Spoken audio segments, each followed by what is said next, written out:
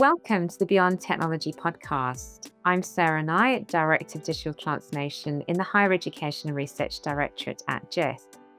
In this episode, we are going to be hearing from 3 universities who have been piloting our Beyond Blended resources to support staff with the design of blended learning. Along with Sheila MacNeill, who together with Helen Beetham, co-created these materials, which are available from our Beyond Blended Rethinking Curriculum and Learning Design web guide. I'm delighted today to be joined by Dr Jonathan Eaton from the University of Cumbria, Dr Emma Heron from the University of Northampton, and Dr Julie Blackwell from Abertay University. Welcome to you all. Could I start by you briefly introducing yourselves, your role and institution? And perhaps, Jonathan, you'd like to start us off.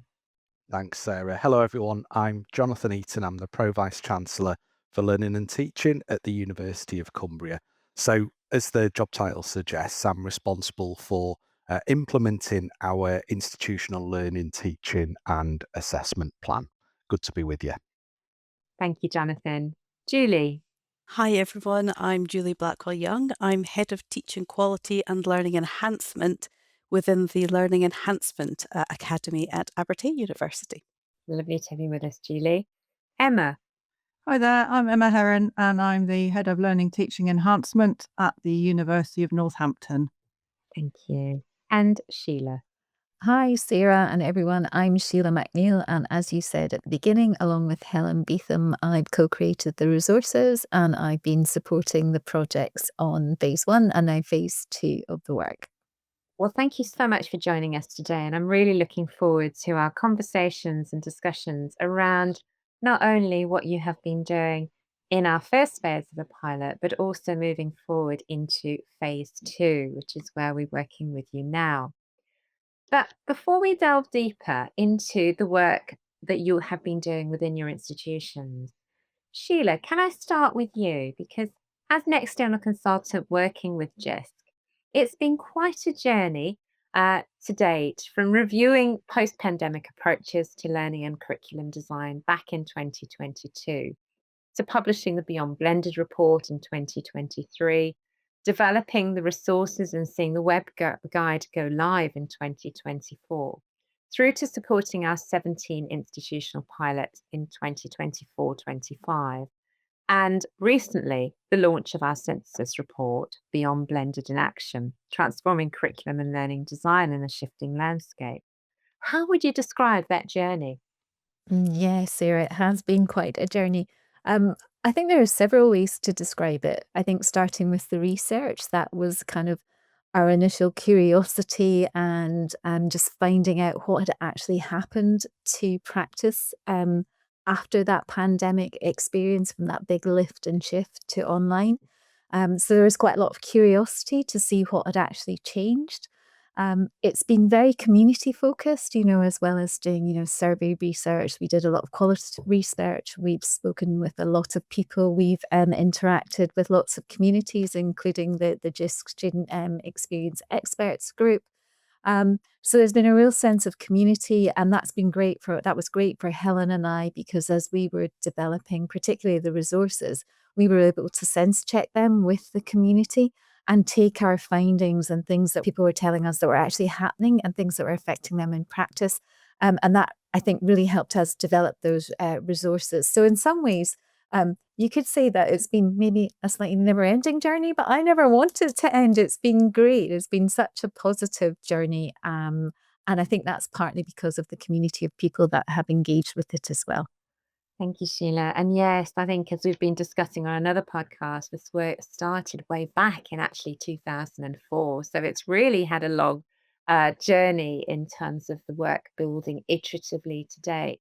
But I think we're going to come back to community, because I think that's what struck me as being, very fundamental to the work we've been doing around learning and curriculum design. But can you just explain to us what you mean by Beyond Blended? I know we use that very often, and we've used it in our materials. But if we could just say a little bit more detail around how we define that. Yes, of course. I mean, obviously, there's a lovely alliteration there with Beyond Blended. But really that goes back to the fact that, blended learning was a very common term, practice in the before times, before the pandemic. People were talking and using blended learning. But it's changed. The boundaries of blended learning have definitely changed since the pandemic. Before the pandemic, it was really fixed, really focused about that kind of blend of physical and digital resources within the classroom, if you like. And it was maybe about starting to integrate technology into your live teaching sessions. But the blend has changed. It's become more complex since the pandemic. And there's several reasons for that.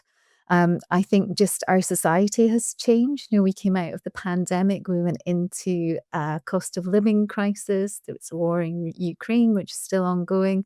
That impacted our students. We now have more and more students are commuter students. So their relationship with the university and the campus, and importantly, their relationship with time has changed since the pandemic. So we're thinking beyond those kind of traditional boundaries that we knew of when we were talking about blended learning. So beyond blended is really an attempt to help support staff and students engage with these different aspects of what needs to be blended now, in terms of the realities of the context that we're living in just now. We don't have as many students who have the luxury of being on campus all the time. We know that over 50% of our students are working. Time is really precious to them.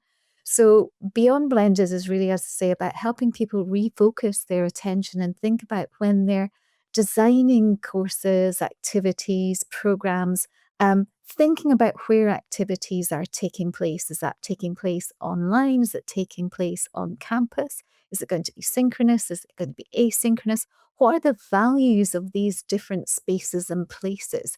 And how can we support our students engage in the best ways for them to allow them to have a really effective learning experience?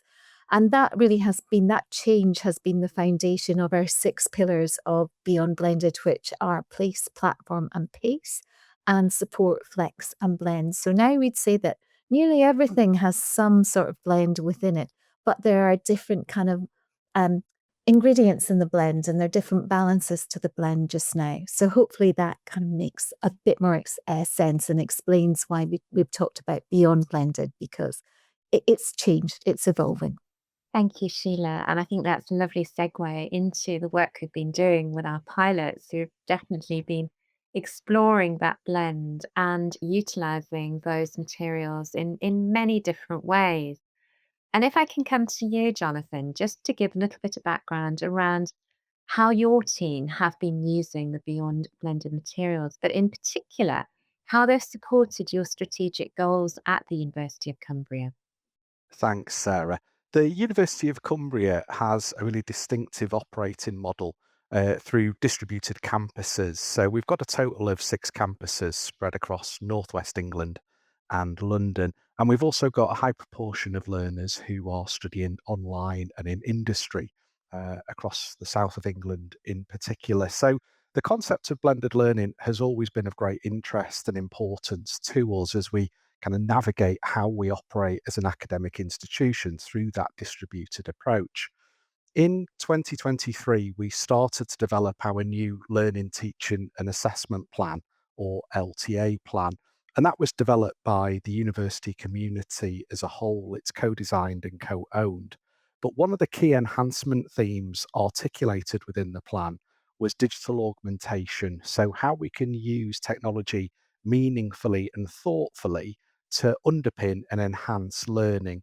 And as part of that strand, we recognise the need to implement a more consistent approach to how we design and deliver blended learning.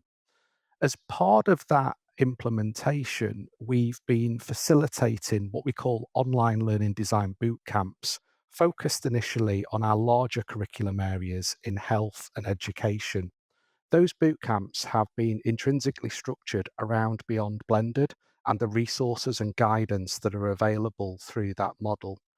What it's allowed us to do is essentially to develop a shared terminology and ways for program teams in different disciplines and professional services to come together with a shared understanding of not how to deliver blended learning, but how to think about it and the pedagogic principles that we should and must embrace in order to make sure we're delivering a high quality student experience. So Beyond Blended has been absolutely fundamental to the enhancements that we've made since the plan was implemented in 2024.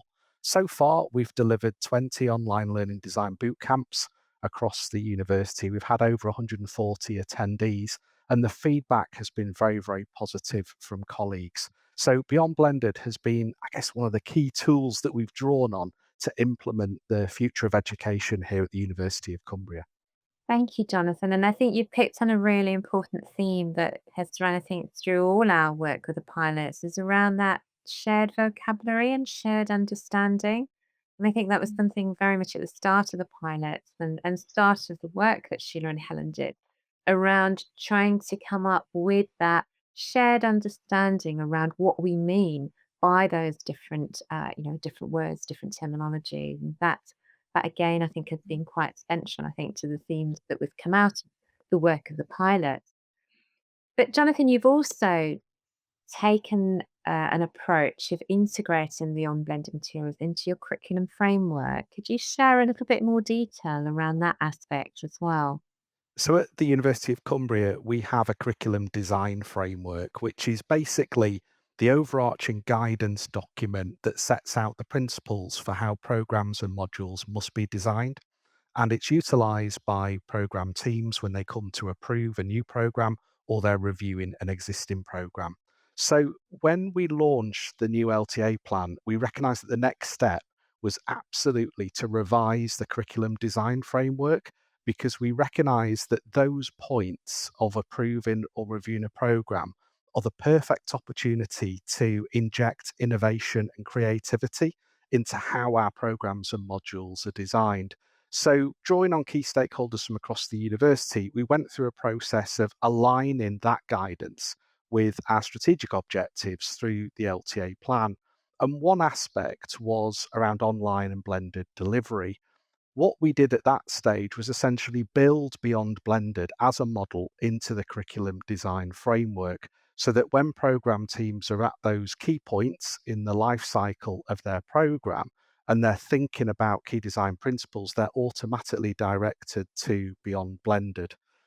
The critical thing, as I mentioned before, is what we're not trying to do is to mandate how programs should be designed. Rather, what we're trying to do is to challenge our program teams to consider the key underpinning principles, the lenses and the pillars that are articulated within the guidance, and consider how they can be translated and contextualized for their discipline, their students, and their wider stakeholders.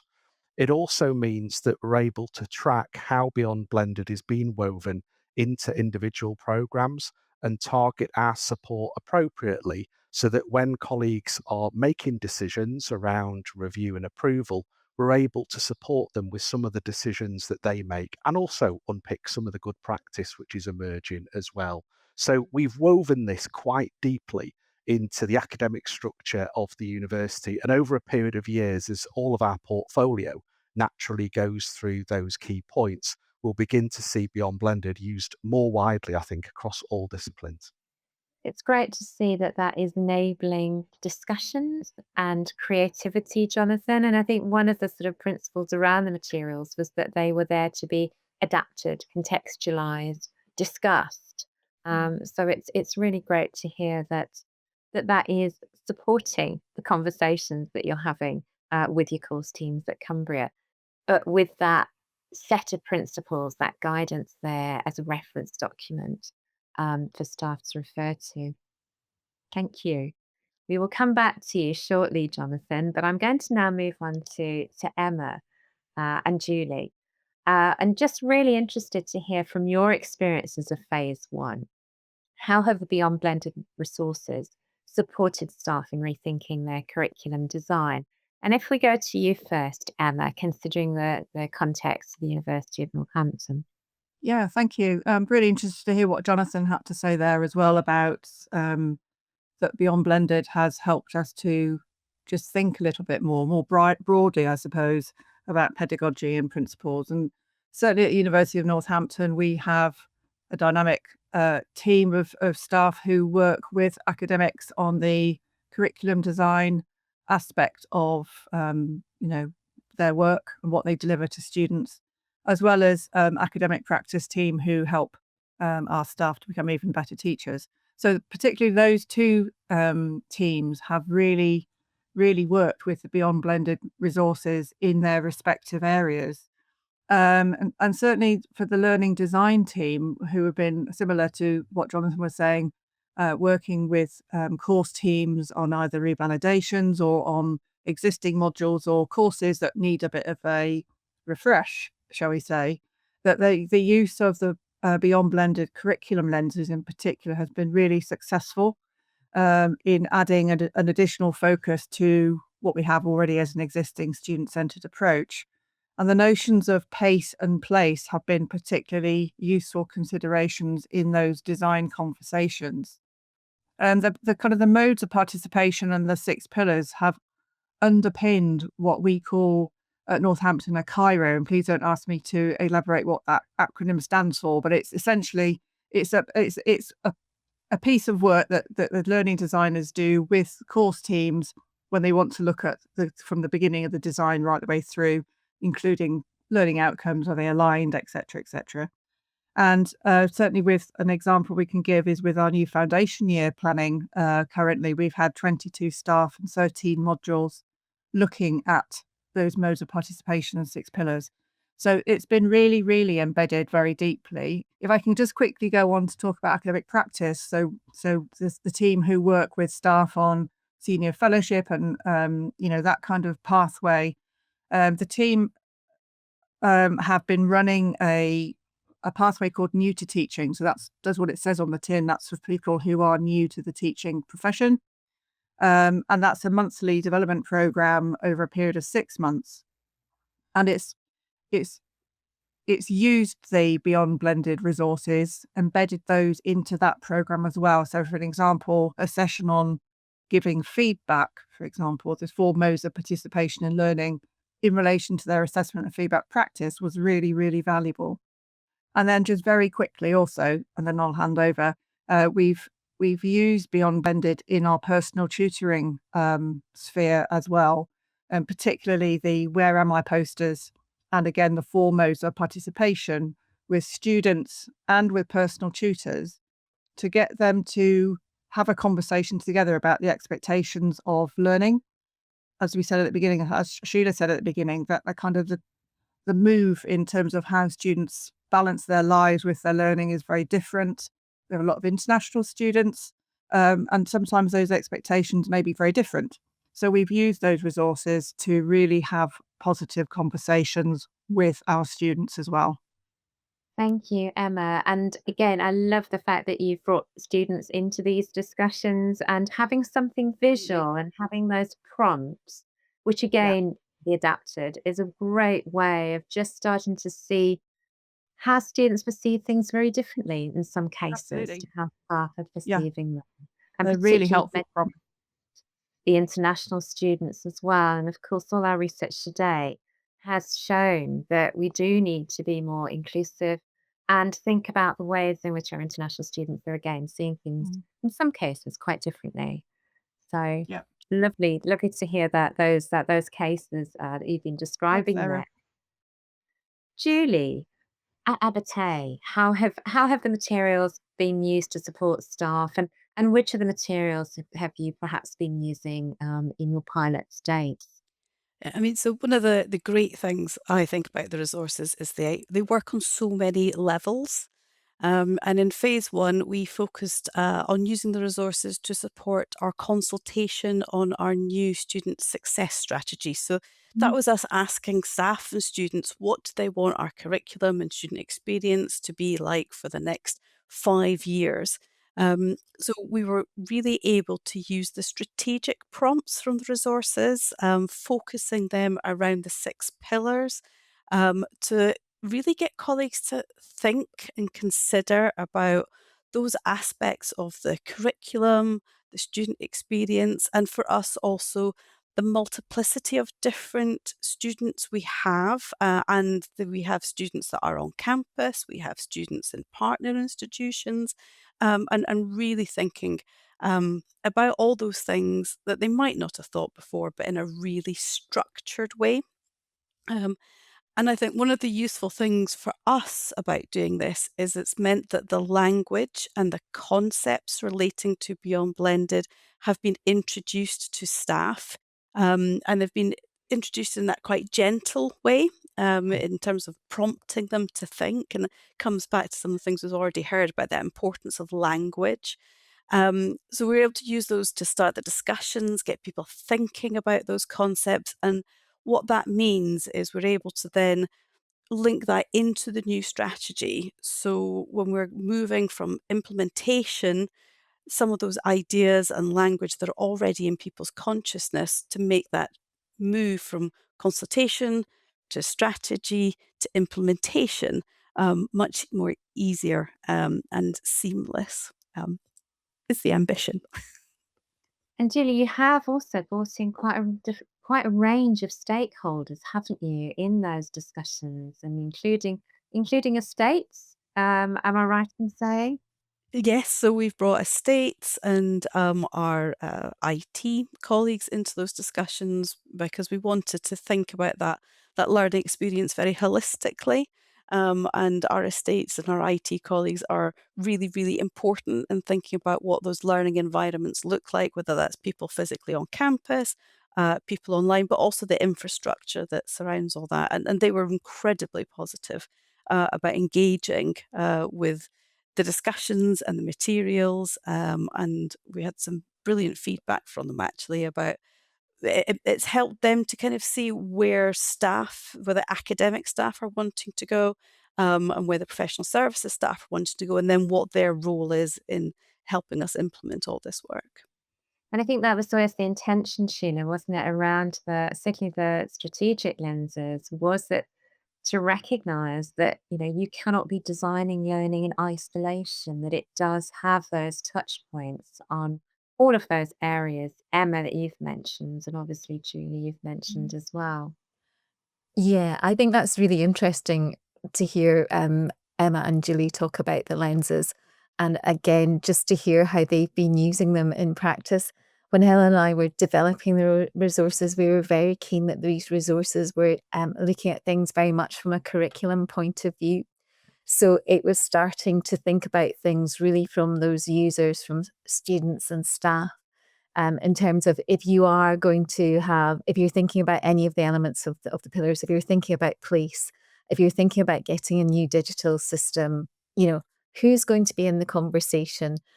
What are the prompts that they are going to be asked? What are the things that actually we really need to be asking people just now, given the changes that we mentioned earlier, and use those prompts. So yes, we wanted to sort of take things from a slightly different perspective than maybe normally someone in estates or someone in IT would have, but to have that broader, holistic discussion. So strategic decisions were actually had a really strong focus on learning and teaching as well. So it's kind of coming back down to those things and to get people to understand the needs of everybody.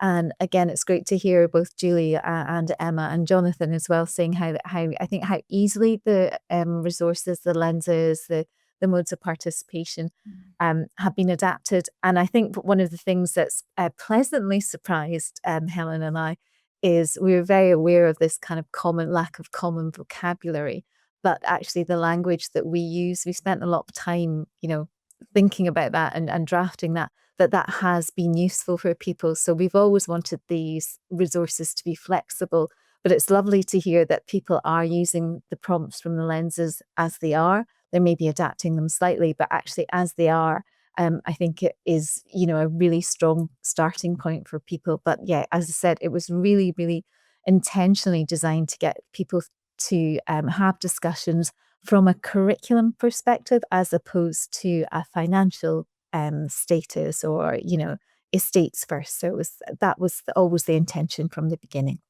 Thank you, Sheila. And I'm going to come back to you, Emma, now, because you've mentioned Well, actually, and Julie as well, you've mentioned that engagement that you had in your first toaster pilot with students. And really interested because student engagement was one of the key drivers for, I think, all of our pilots, our 17 pilots, and their initial sort of participation. Mhm. What learning, Emma, has arisen from the pilots in the first phase regard to how students are now being involved and in the planning and taking forward the pilot into phase two? Absolutely. Yeah. So, I mean, student engagement is absolutely key to all that we do. I mean, that's true for all of us in the room, isn't it? But I think from the pilot so far, we've really learned that meaningful student engagement requires intentionally designed opportunities for students to both shape the process and the outputs of the Beyond Blended work. And just looking ahead to the phase two, so student involvement is centered around our Beyond Blended assessment and feedback projects. And we're going to be engaging students through, I suppose, two broad things around that. So focus groups and student voice meetings. So student voice meetings are where our course reps come along, um, and to gather their perceptions of different feedback approaches, specifically exploring how feedback varies across place, pace, blend, and platform.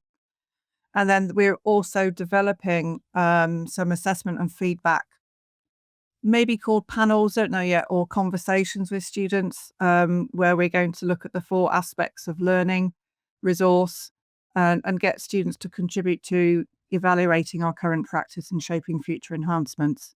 So they're the two new ones we're going to be doing for phase two, but we will also be continuing on with our personal tutoring focus, if you like, engaging students and thinking about how we can perhaps adapt the resources that we want to put into the kind of the pack that we're going to give for personal tutors as part of their training. Super, Emma. And perhaps there's opportunity as well there for students to create or Yeah, make adaptations to some of the materials as well. We'd love to absolutely. hear that. Yeah, absolutely. Absolutely. Thank you. Julie, from your side at Abertay, you had fantastic student engagement in the first phase of the pilot. How are you building that momentum into the next phase? Yeah, I mean, it was absolutely fantastic to have students as part of the team. We had student association staff, we had student representatives, we had students that are still studying programs, and actually, luckily, one of our Students Association members of staff is a former student who only graduated a couple of years ago. So we were able to get lots of different aspects of the student voice, and having that student voice and perspective is really important because they do experience the curriculum and the environment in a very different way, and not always in the way that we think they might be. So we really, really want to amplify this in phase two. So we're working closely with the Abertay Students Association, who are just amazing, and in particular, Sophie Kennedy, and to do a kind of a whole range of student voice activities. And they're really, really excited about this because they just love hearing that student voice and that perspective. So Sophie is planning on using they have a pop-up booth next to their offices, which are located in the ground floor of our library. So they're going to be using that to do some quick questions, students passing by, finding out a bit about how they're experiencing their learning, and they're particularly interested in those four modes of participation. And they want to know what's the students' current experience, but also how they would like to see that experience change and evolve. She's also organising focus groups, which are going to focus on the 6 pillars, and just getting that, again, that current experience, but also that forward thinking. And we've also got some institutional funding, so to have a student work on us, which will be around the implementation of our new student success strategy, and that student will help us in co-creating our new curriculum development framework. So it'd be fantastic hearing all that stuff that Jonathan was talking about. I might have to drop you a message about that. Um, but that curriculum development framework will be really focused on helping us implement our new student success strategy. And the student will be helping us also to create engaging student facing content around our strategy and our curriculum. And so we're going to be using the Beyond Blended resources to shape some of that work. So lots of really, really exciting things going on. I'm really looking forward to it. It's going to be fabulous. Yeah, lots to share back, Julie. And I know we've already had Sophie participating in one of our webinars recently. So it's great to have that. And to have that sort of student co-research angle is really, really great way of just adding to, the momentum of what you've started there. Jonathan, did you want to add anything there in terms, from the University of Cumbria perspective, how students are being involved?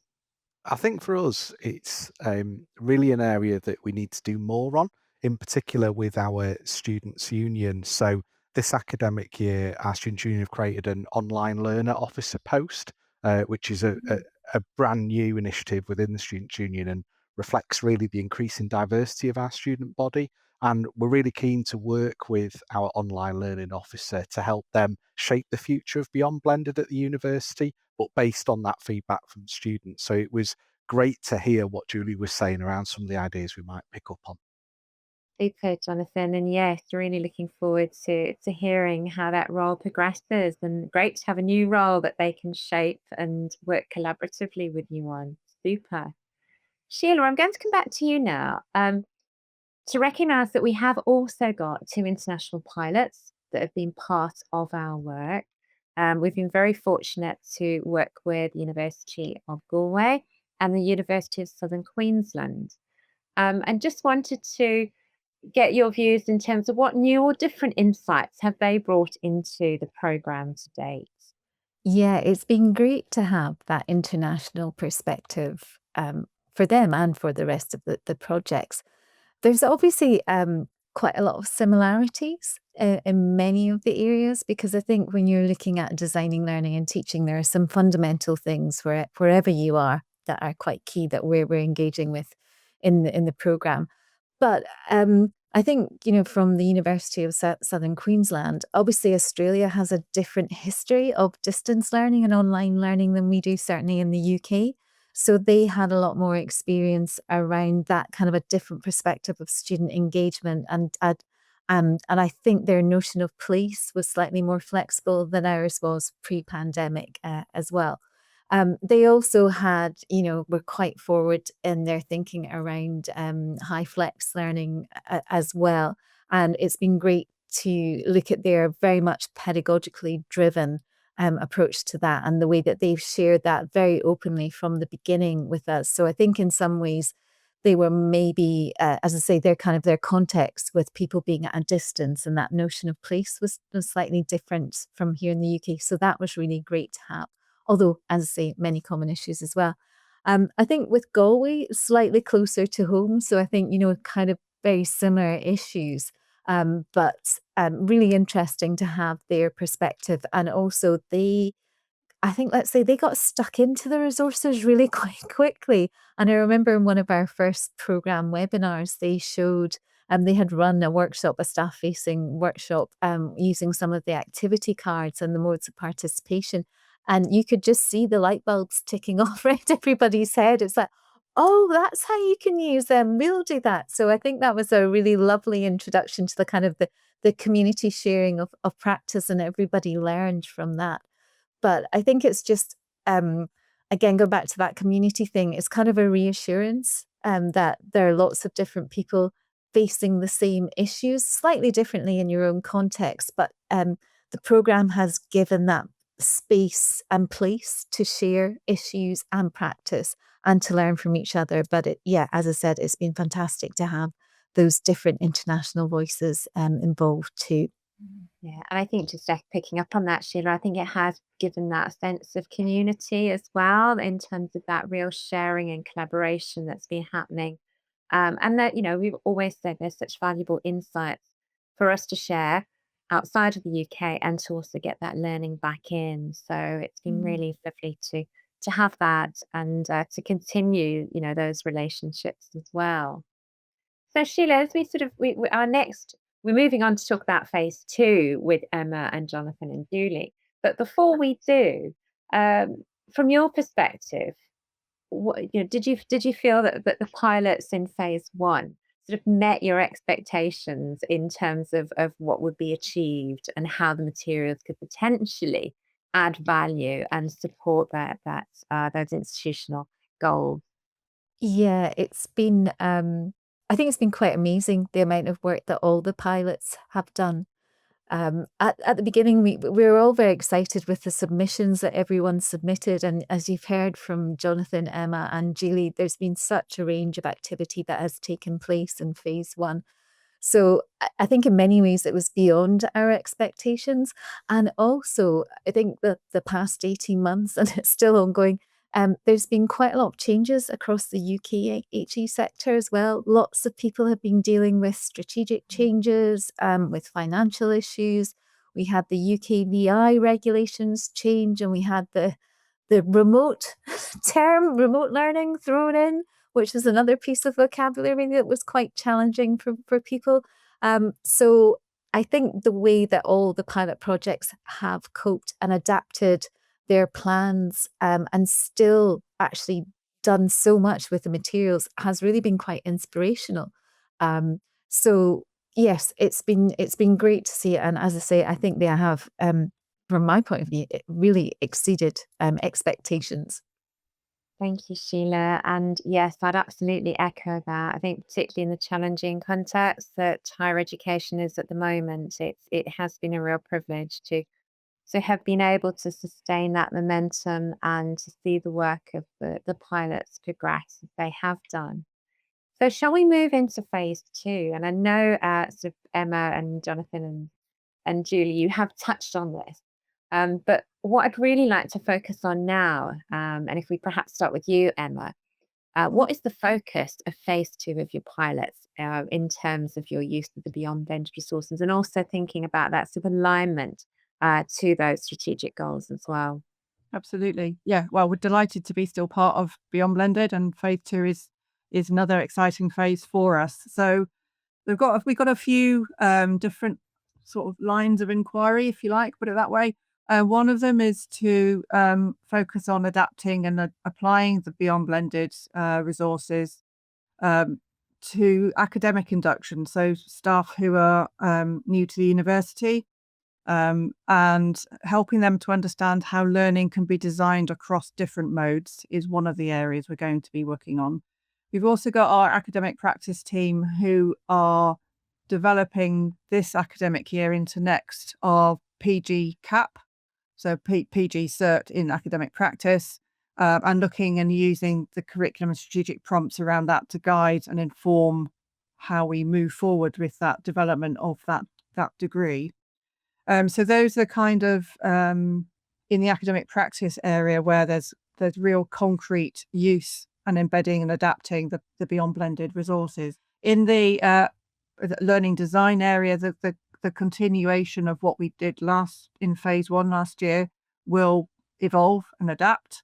And I think it's fair to say that the learning designers have really absorbed the beyond blended resources into their way that they approach their training sessions with staff. So that's really positive to see.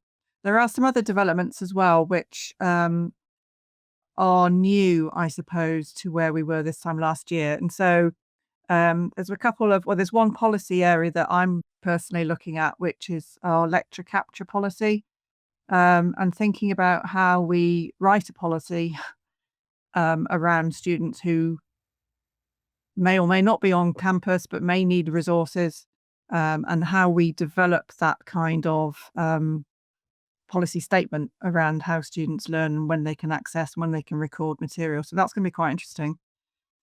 We've also got movement towards designing a new university signature pedagogy. So looking at bringing forward in much more obvious and sort of feeling way our main purpose of the university, which is social impact. So we're looking at how to begin to use those beyond blended resources, so aspects of learning and the 6 pillars, for example, to think about how we change our signature about how we teach and learn. And for me, particularly the senior manager lens is really useful here and giving me some really useful prompts to talk to people about. And then finally, the curriculum lens and the EDI lens, again, really helpful for me and groups that I'm working with across the university around the work on optionality and assessment, giving students the choice around assessments. A lot of that has come out of the University of Bristol case and the EHRC note about how we need to respond to that. So there's lots of busy work going on, which is some of it within the areas that have already used Beyond Blended last year, but also bringing it into other areas as well, because I think it's just made us think slightly differently when we're dealing with other bits of the day job, if you like. But how do we conceptualize and how do we think about what we're about through those different perspectives? It's a bit of a mind changing process, really. So it's really positive and really excited by that. Just a bit busy, as Definitely. we There's all are. large areas there. And, we've always said you can't really separate assessment out of curriculum and learning design either. And so it's really going to be, we think, Absolutely. really interested just to see how that element of the pilot Yeah. developed alongside, obviously, the focus around inclusivity and Yeah. designing a new signature pedagogy, that again, or Yeah. a unique pedagogy, is Yeah. going to be really interesting. Yeah. Looking forward. Fascinating stuff. Absolutely. Thank you, Emma. Jonathan, from the University of Cumbria perspective, can you share a little bit around what the focus of your pilot's going to be? So we're really excited about phase 2, and there's synergies actually with what Emma was talking about in some of our areas of focus. We've basically got 4 aspects for this year. The first one is that we're expanding the scope of the online learning design boot camps across all curriculum areas where blended learning is taking place, building on the work we did last year with health and education.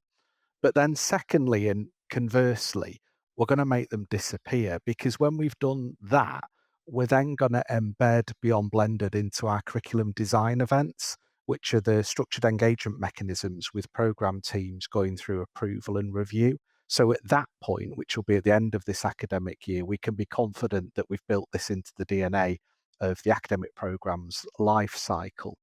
Thirdly, we're going to embed Beyond Blended in standard academic touch points for new staff. So that's our academic induction programme, and a bit like Emma as well, our postgraduate certificate in academic practice. That's a contractual requirement for new staff without HE teaching qualifications. So this is going to be something that colleagues across the university will engage with as a standard practice, really. And then fourthly, we're really interested as a university in a sense of place. It reflects the unique nature of our campuses, our localities, and the communities that we serve. And our signature pedagogy is place-based engaged learning.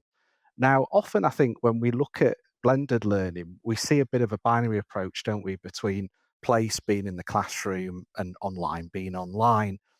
But over the summer, I was doing a curriculum design event with one of our program teams, and we were talking about Beyond Blended. And I suddenly became aware from the conversation that they were thinking about this in a far more nuanced way than perhaps I'd seen previously, which was when we talked about place, they weren't making decisions around being in the classroom or online. They were making decisions around, is this in the classroom? Is it in a workshop? Or is it out in the field on the Lake District Fells? So there's something there around what place means as a mode of delivery for Beyond Blended that we're really hoping to get under the skin of with our program teams, and perhaps use that to feed into wider thinking in the sector. So we're really excited about challenging some of our assumptions around that internally. That's going to be really interesting, Jonathan, and really like that focus around place and recognizing, that the varied and multiple locations, of course, that your students and staff are working in. So Mm. that's going to be fascinating to follow. Thank you for sharing that. Julie, what does phase 2 look like at Abertay University?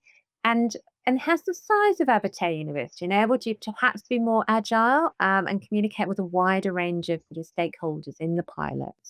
Yeah.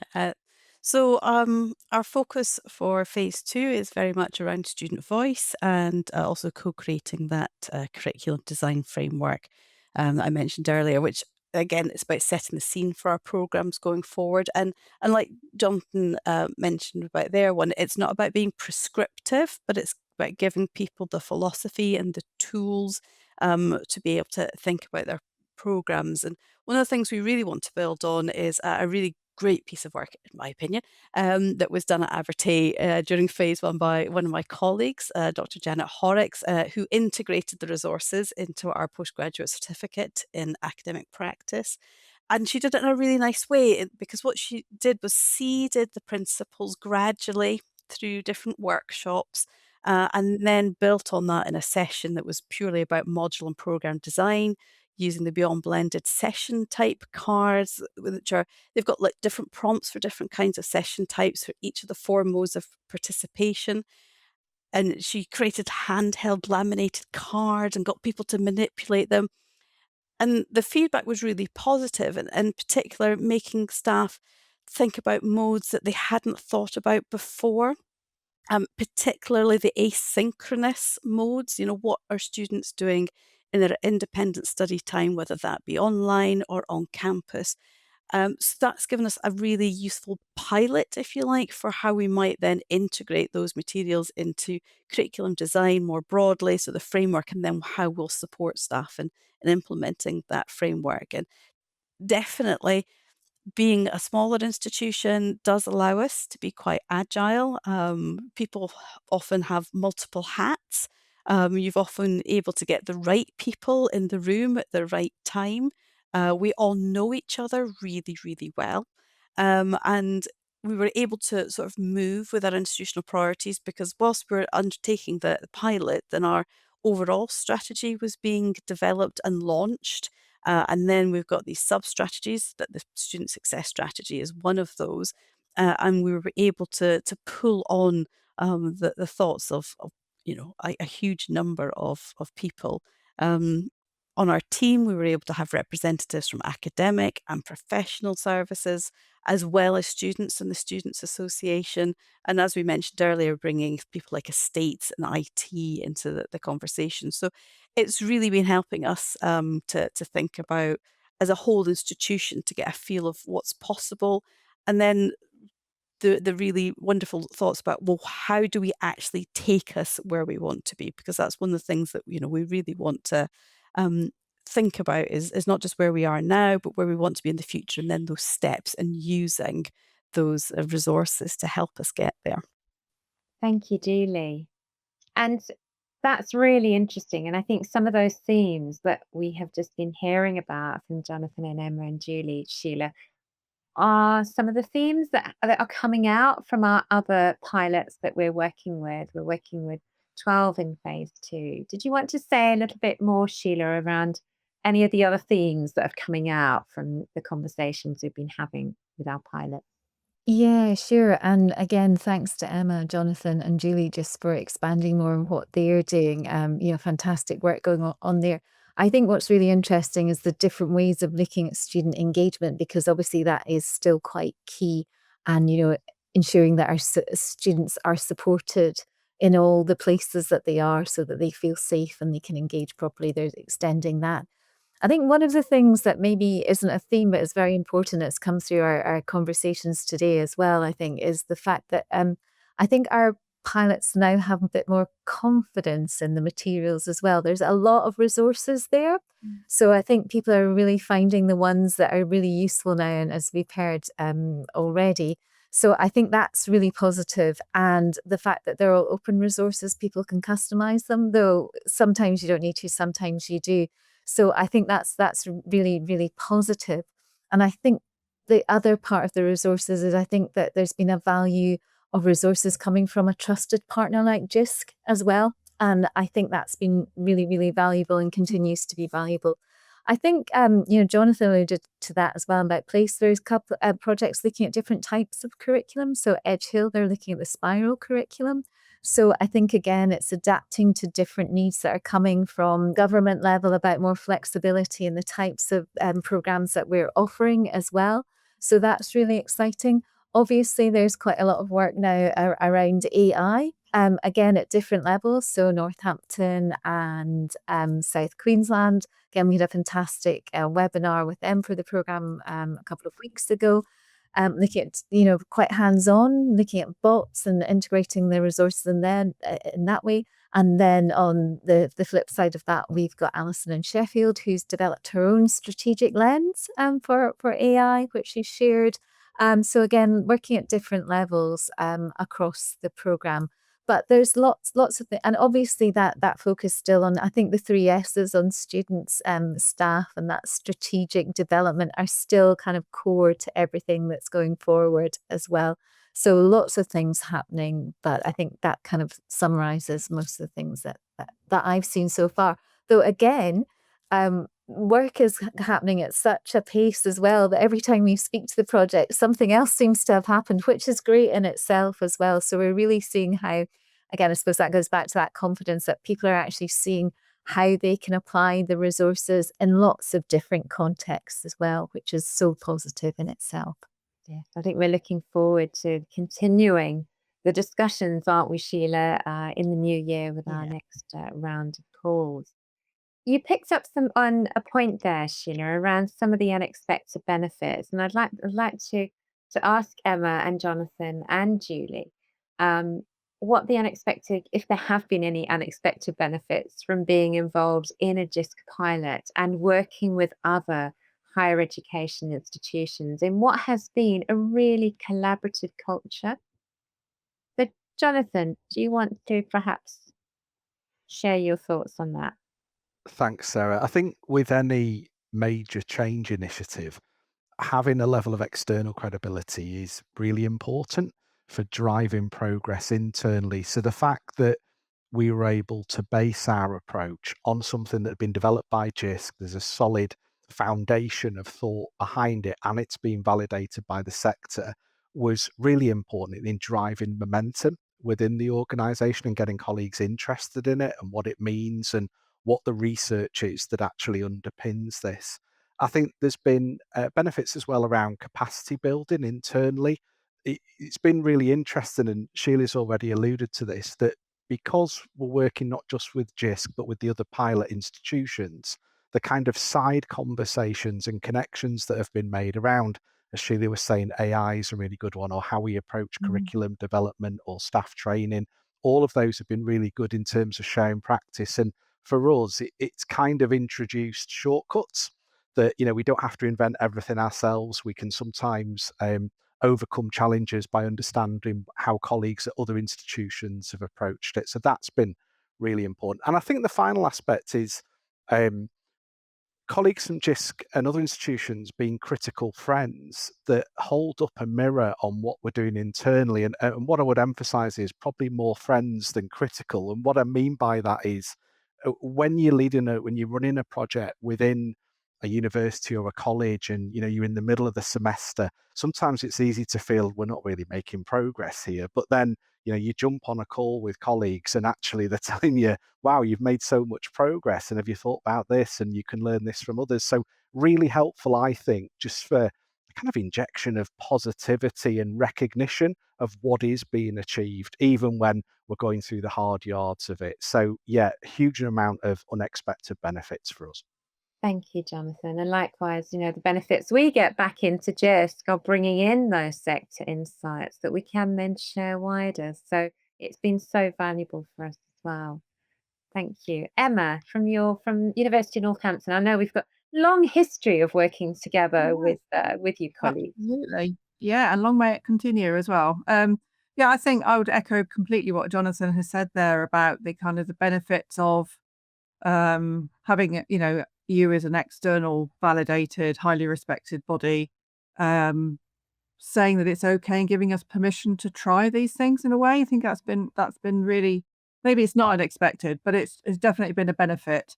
And I think even from just being on this podcast today, what we learn from each other by talking. So I've learned loads of things, been jotting them down in a book about things that you other guys are doing. And I think it's just, it's just been fantastic to feel part of a community of people willing to try things and to have almost a safe space to fail. I'm not going to use fail in a big word, but things that don't always go the way you want it to go. And again, I'd echo what Jonathan has said about those calls that we had in through the diary through the year were like really, really helpful to sort of not to refocus, but to just kind of reassure us, I suppose, that actually what we're doing is fine, and that you talk to us about while the other universities are doing this, and then we've had lots of support from Jisc. So I think it has been really the kind of the community spirit, I think, is a real benefit.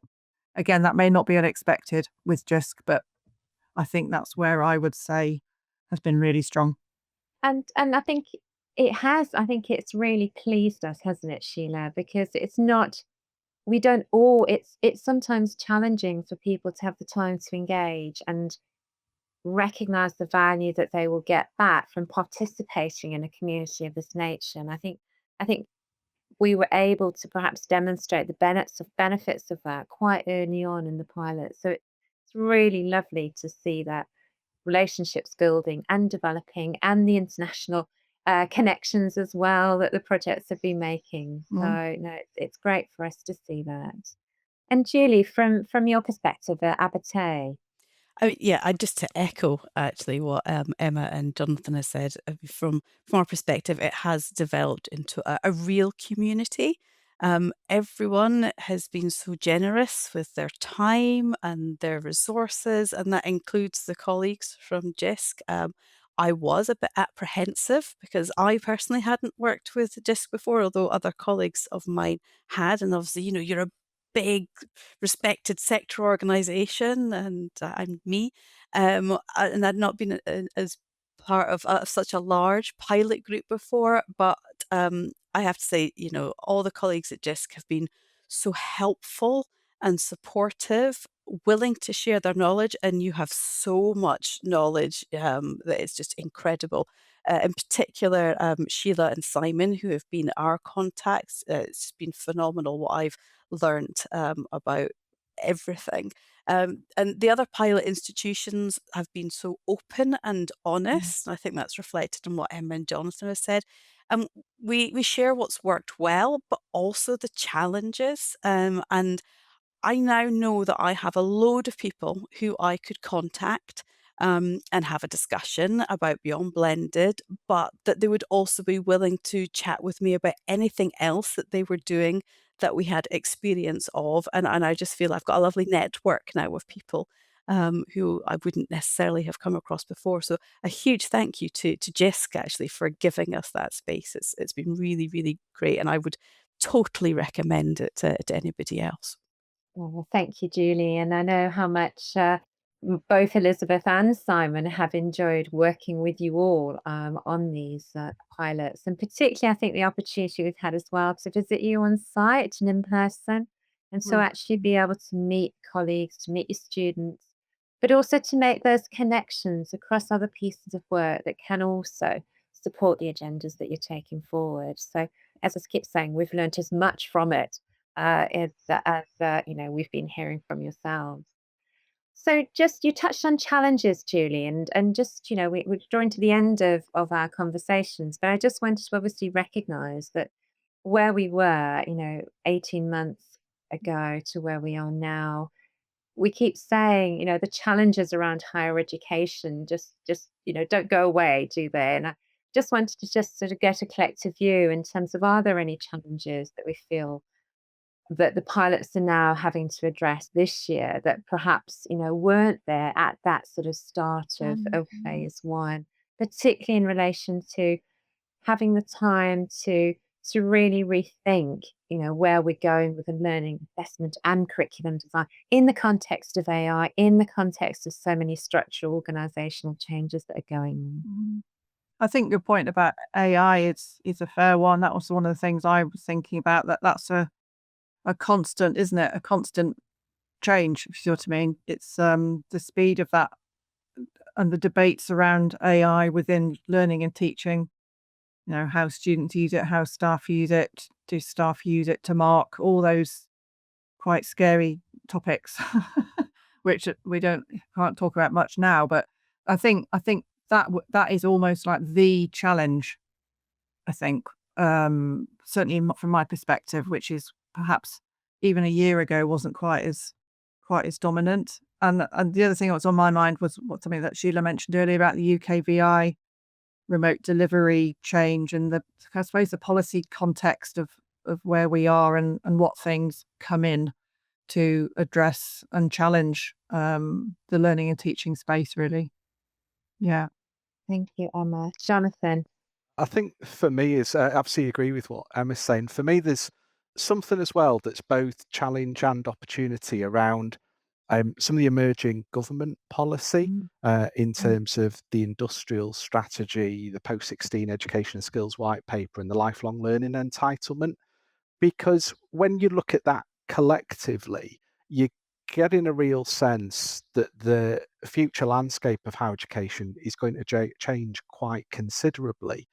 And I think there's something really interesting of how blended learning fits within that, where, perhaps up until now, we've very much been thinking about blended learning from the perspective of a program.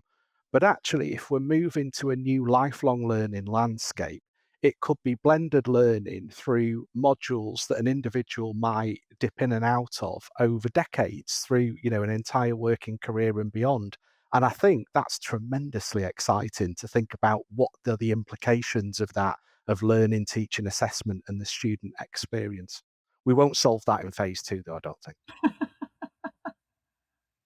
But yeah, absolutely, Jonathan. I think that is a really interesting area to watch and to look at the ways in which institutions are going to have to evolve and change in relation to that.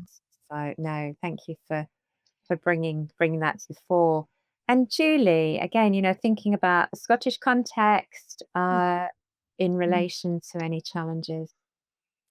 Yeah, I mean, I think one of our big ones, as Sheila and Emma have already mentioned, was that UKVI remote delivery, because one of the things it did is it's introduced a different terminology, and I think one of the great things that we've been finding with the Beyond Blended was we were starting to get this shared terminology, and then this other terminology started coming in, and just the level of uncertainty that colleagues had about what exactly does that mean, and therefore colleagues, pulling away from the online space.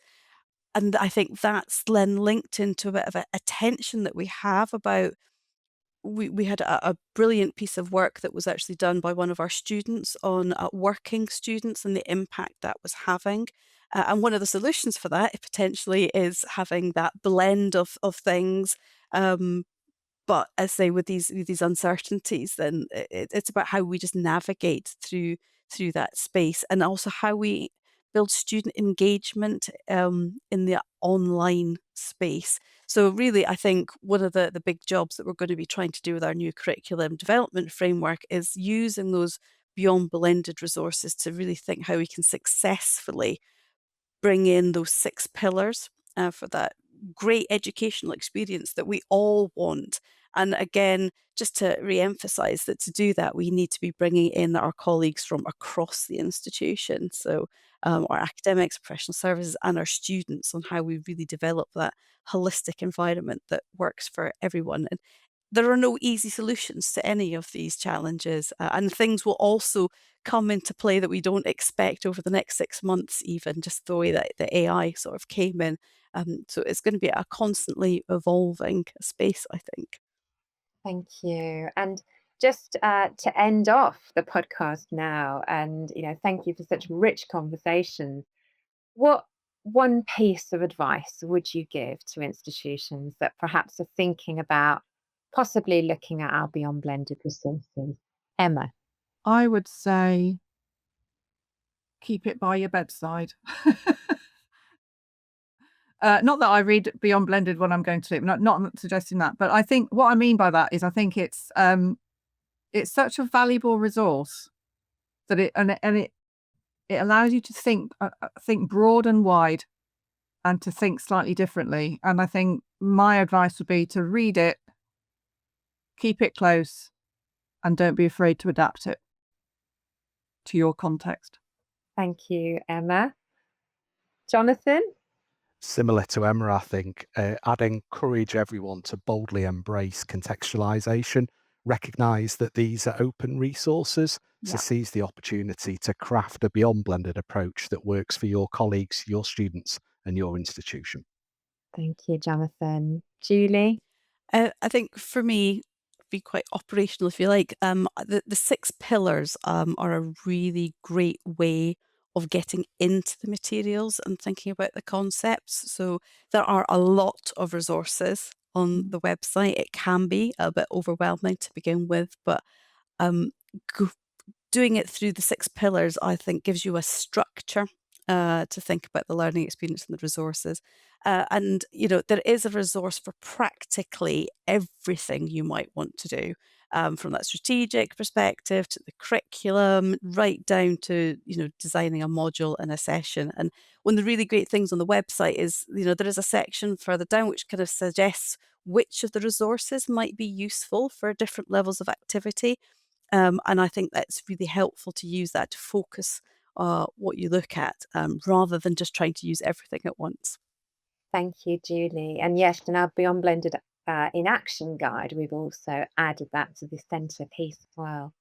Sheila, final word. Well, I think I'll maybe echo what's been implicit, I think, in what Emma, Jonathan, and Julie have said. It's time. I think one of the things that has come through from the pilot projects is that the pilots themselves have given everyone time to focus on quite fundamental things, to have conversations within their own teams about what it is they want to do, to have conversations, as Emma said, from a slightly different perspective. And I think what's happened in the last couple of years has been so much change that we've forgotten that we need to have time to implement those changes. So we need to think about building in time for staff developers, student support services, and our academics, and, to make the changes that are necessary. If you are wanting to look at Beyond Blended, get a cup of tea or coffee, look at the resources, read that Beyond Blended in Action, because it's a really lovely vignette. Listen to this podcast again. And just take some time and kind of try and join the community wherever you can, and learn from each other. And I think that's the thing. We have to give ourselves time. If we're going to change anything, we always need time to do it. Well, on that note, can I thank Jonathan, Emma, Julie, and Sheila for giving up their time to talk to us about the work you've been doing. It's been a great privilege to hear what has been achieved, but also those forward-looking plans as well. So thank you so much, and we look forward to continuing those discussions and hearing about the progress of your work. Thank you all. Thank you. Well, thank you.